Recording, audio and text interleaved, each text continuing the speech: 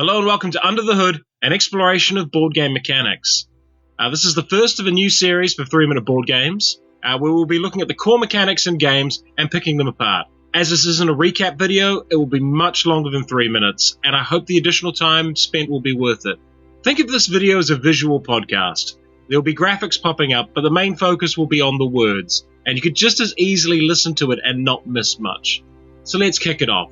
The origin of dice. Dice are old, like super old. Romans played dice games. The ancient Egyptians, Indians, and Chinese played with dice. Dice are probably the first board game mechanic, and it makes sense that we look at them first. There's some really great research out there about dice pre-1900, but that's really outside the scope of what I want to cover here. Dice have mainly been used in gambling and gaming as a way of creating an element of luck, and that's really still what they represent, the primary way games add luck and uncertainty to games. So let's start off with the basics. Plastic six-sided dice became cheap and easy to make in the post-World War II world, due to advances in plastics technology and research by companies supplying dice for casinos. Dice and gambling is not what I want to cover, so let's how they came to look into board games and start with some of the older ways to use dice. Roll and move. Roll and move is one of the most basic and well-known mechanics in board gaming. It's also one that many serious gamers hate with the power of a white-hot star. In essence, dice are used to determine how many spaces you move on the board. Roll the dice, move that many spaces. Over the years, the market has produced thousands of very similar roll and move games, usually based on whatever IP was hot at the time, or whatever IP they thought they could make a quick buck off.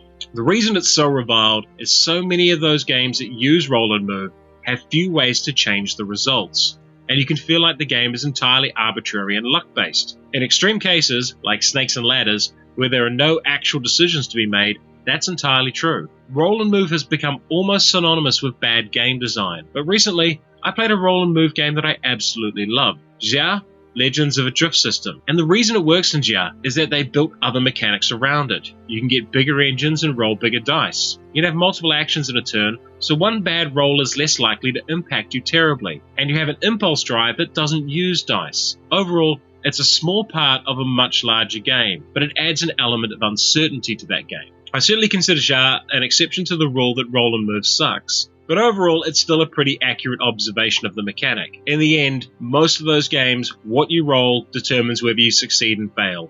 There's not a lot of decision making, and for a lot of people that's just not fun. It's not engaging, and it's not rewarding. Target numbers.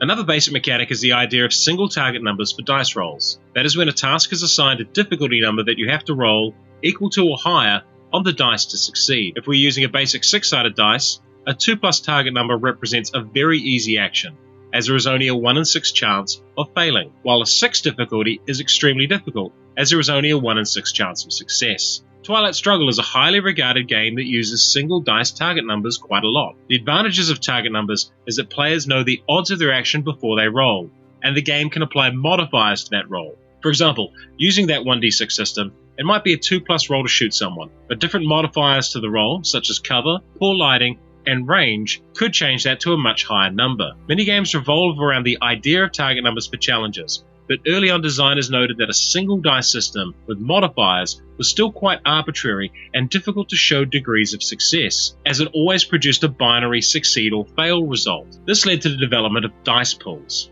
A dice pool consists of a group of dice rolled together against a target number. The number of dice in the pool could be determined by the skill of the character involved. For example, a doctor character in a game would likely roll more dice on a medical skill test. Each individual dice would then be checked against the target number, with each success counting towards the overall result. This can produce far more varied and interesting results, and some games using this system have different outcomes based on the degree of success. Arkham Horror is a well-known game based around dice pools and target numbers. In that game, almost all rolls are target number 5 on 6-sided dice, meaning each die has a 33% chance of success. What this means in a dice pool of 5 dice, the chances of rolling 0 successes drops to 13%, and with 10 dice, it drops even further to about 2%. So while it may seem that dice systems are entirely based on luck, in reality, once enough dice are being rolled, luck starts to disappear under the weight of probability. At this point, failure becomes less likely, and you are measuring degrees of success.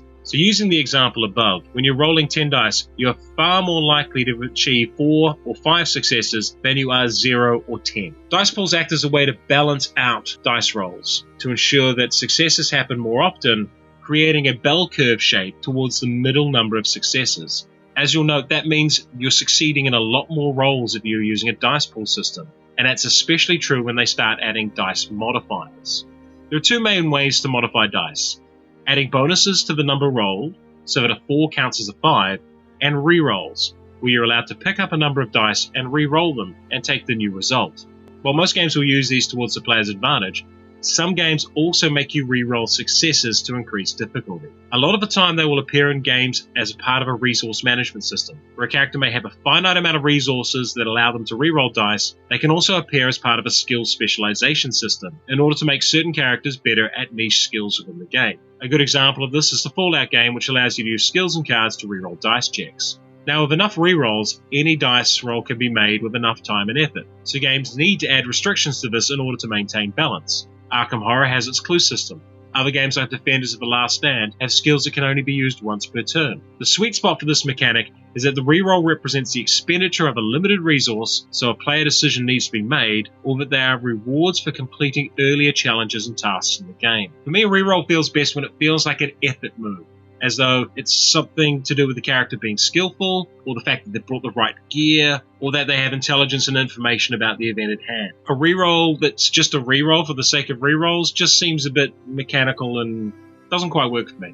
As an alternative to using dice pools, a number of games would reference charts to determine your results.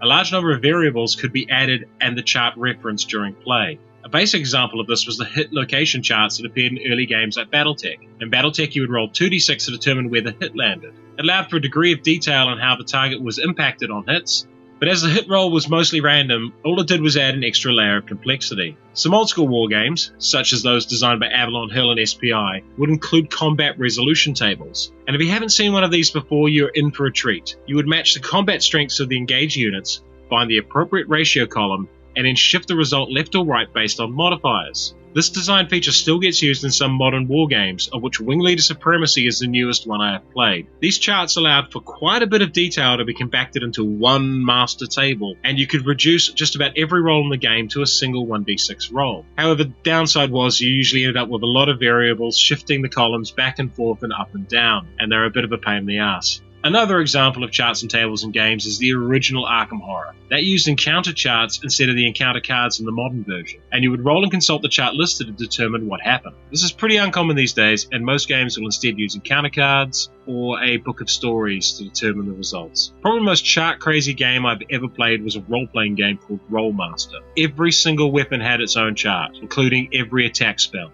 and each weapon was matched up against 20 different types of armor that you would roll for on the chart. There are multiple critical hit charts as well, which could have incredibly detailed damage results. The level of granularity was insane. Thankfully, most games are moving away from charts to less bookkeeping-intensive mechanisms. So far, we have covered basic mechanics, but have not really looked at how dice rolls contest with each other, and how two players can roll off against each other in a conflict. For a basic example, let's look at Talisman. If a player attacks another, they roll 1 dice each and add their combat stat, with the highest roll being the winner. Contested head-to-head rolls can be incredibly swingy, however, with the variance on a contested d6 roll being plus or minus 5, and you can have some very odd results. With contested d20s, it's plus or minus 19 on the roll, and that is colossal. A 1 or 2 point advantage makes a negligible difference in the result of the actual roll. Spartacus Blood and Sand uses a more complex variant of the system, with each player rolling a dice pool and matching them off against each other, with the winner of each dice pairing determining the overall result. This system, which is similar to the core dice system in the old classic Risk, is probably a fairer and more balanced approach to contested rolls and head-to-head checks. As I mentioned, my biggest issue with contested rolls is that there is that variance. And while dice are great for adding uncertainty, it's a little too much uncertainty for me in most cases. Another variable to add to dice is the inclusion of different-sided dice, such as the D20 made famous by Dungeons & Dragons. The most common number of sides on these dice are 4, 8, 10, 12, and 20. The larger the die, the smaller an individual modifier will have on its rolls. For example, for a roll to succeed, you may set a basic target number of its average roll rounded up. On a D6, that would be 4. On a D20, that would be 11. A +1 modifier to a D6 roll has a significant impact on its likelihood of success, from 50% to 66.67. However, a +1 modifier on a D20 roll only increases it from 50 to 55%. This means that D20 systems require large modifiers to make hits very likely or unlikely, and the swinginess of such variable dice roll can appeal and annoy players in equal measure. As a rule, the more sides of a dice, the more extreme the variables will be, and the less impact dice modifiers will have. The fewer sides, the more certainty you will have. And this is one of the many reasons why six-sided dice have remained valid and useful even in modern games. They actually have quite a low probability distribution. So if you're thinking about adding different sided dice to your game, it's probably good to look at how those distributions and probabilities work. I knew a guy who made a role-playing game based on a D30, and it was complete garbage, because he had all these stats rolls, all these numbers and all these skills, and then you'd roll a D30, and it would make whatever you had on your character sheet largely irrelevant. My personal preference are for D6, D8, and D10 games. Some games allow you to start with a die of a certain size and upgrade them via actions or abilities. That's called dice boosting. For example, you may need a 5 to hit a target, and with a 6-sided dice, that's unlikely. But if you upgrade that dice to a 10-sided dice, your probability of success dramatically increases. Fortress America is a great example of this, with basic military units using a D6, advanced ones D8, and the elite ones D10. I personally really like the system in theory, due to the subtle shifts you can make to probabilities without changing the target numbers required for the dice rolls. In practice, though, it involves a lot of fiddling around and figuring out what dice to roll. When I took the time to design my own miniatures wargame a while back, I used dice boosting as its core system. And there's some really neat things about it and how modifiers to dice and stuff work. But it also led to a lot of people going, what dice do I need? How many am I rolling? What's happening here? There was a lot of confusion just because of shifting dice up and down. It's a lot of bookkeeping. Which brings us to dice that do not have numeric values, but instead use symbols on them that communicate different game information. For example, X-Wing dice are 8-sided, but they really only have 3 types of side: blanks, hits, and focus. This is what custom dice do. They replace charts that were used in older style games and instead put the information directly on the die. We no longer need to see that a dice requires a 6+ to hit on D8 if there are 3 sides of the dice showing hits. The advantage of a system is once we learn the dice symbols, gameplay speeds up dramatically. However, it does make the game slightly dependent on those custom dice. A good example of this is First Martians. That game has 12 custom dice, all unique, and while that could be replicated with regular dice, you would need a 12-part chart to interpret the result. Probably the most extreme version of this is Too Many Bones, which has a gazillion different dice types. It's not a game I've yet played, but I have admired it with some trepidation from afar. The advantages of custom dice are that the information's right there, and once you get up to speed of the game, you can interpret them really quickly, and it speeds up gameplay. The disadvantage is that frequently the games don't come with enough dice, and you have to buy either additional sets or play pass the parcel with the dice a lot. One of my biggest complaints with Star Wars Rebellion is there's only enough dice for one player at any given time. And while only one player is rolling at any given time, it still means you have to pass the dice back and forth constantly. It's just a hassle. Some games even use custom dice with multiple bits of information on them. A basic example of this is Hostage Negotiator, where each dice has a numeric value, which is used in some roles, and a symbol used in the core game mechanics. Fallout is a step further and includes 2 different types of symbols on the dice that can be used in the various dice mechanics of the game, though I think Descent First Edition was the first game I played that used this mechanic a lot. The advantages of this idea is you can keep one set of dice for multiple mechanics in a game, which cuts down on the number of components and fiddling around looking for the right dice. And there's no real disadvantage compared to any other custom dice game. It just means that you can have multiple different dice mechanics within the same game, and that seems pretty good to me. Dice puzzles. A dice puzzle game is one that is solved by the rolling and placement of dice in a certain order or sequence. Yahtzee is probably the most well-known and one of the most basic of these. Eldersign takes the Yahtzee system of rolling for sets and using rerolls, and applies a narrative, adversary, and reward system to the game, turning into a cooperative experience. One Deck Dungeon is a solo dice puzzle game, as each encounter requires you to place dice in certain areas. To ensure you have the right dice, you need to use rerolls and dice modifiers from your various skills. And Roleplayer takes us to another level, where the act of rolling up a character for a D&D game becomes the whole game.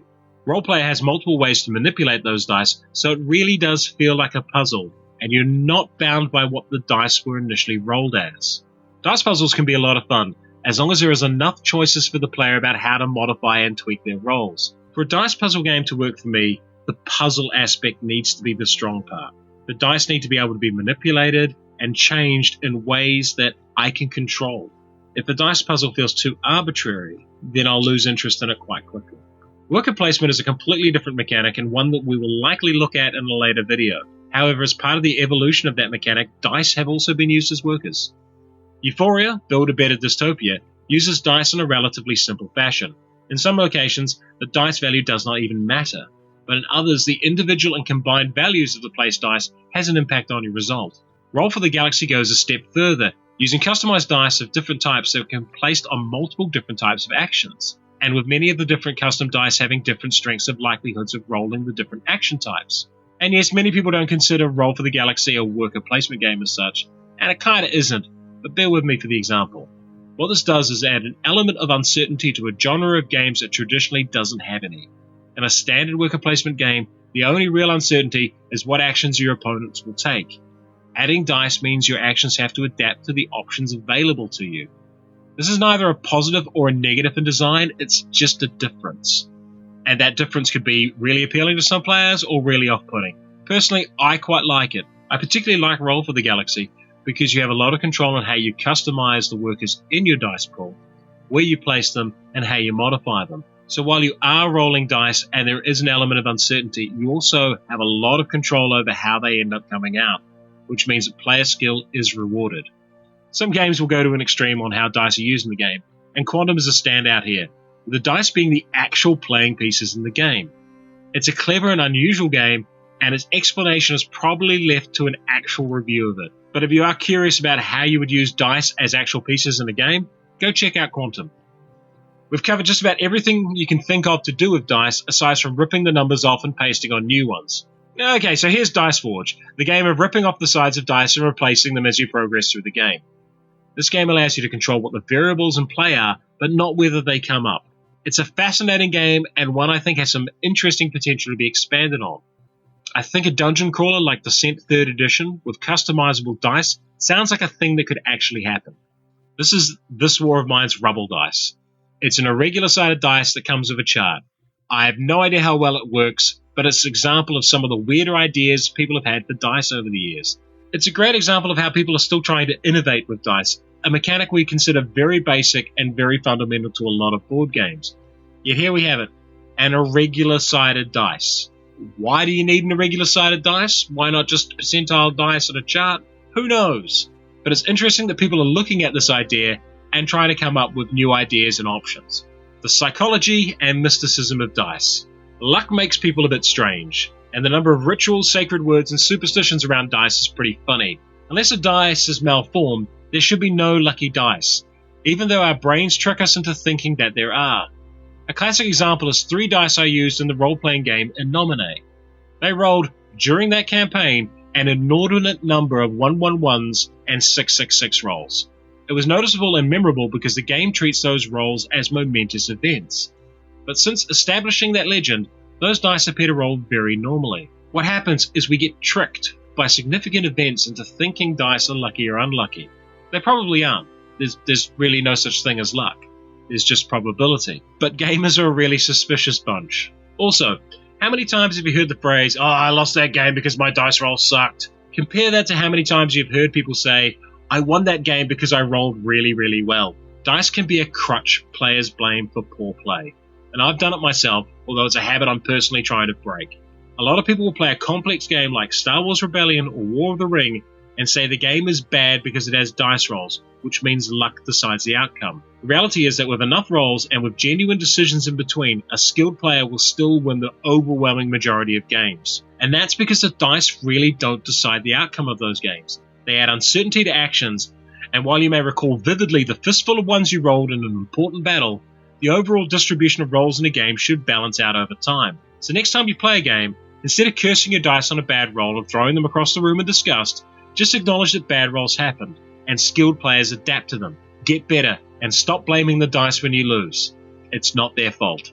Conclusions. Karl von Clausewitz, renowned Prussian military strategist and also the mascot of this channel, has a concept called friction. Friction is all the random things that happen in war that turn it from a mathematical challenge into the messy, chaotic experience it is. From soldiers misinterpreting orders, to misinformation and late intelligence, to the overwhelming physical factors of fatigue and disorientation. A lot of games give players perfect intelligence about what is going on, and 100% certainty on the consequences of their actions. Dice are one way to shake that up, to provide that element of uncertainty, and to create scenarios where 100 brave souls defend a bridge from 1,000. Don't misinterpret me as saying this that all games need dice or randomness. They don't. What dice can add is those moments of drama and those swings that happen in conflict, and they help tell a great story.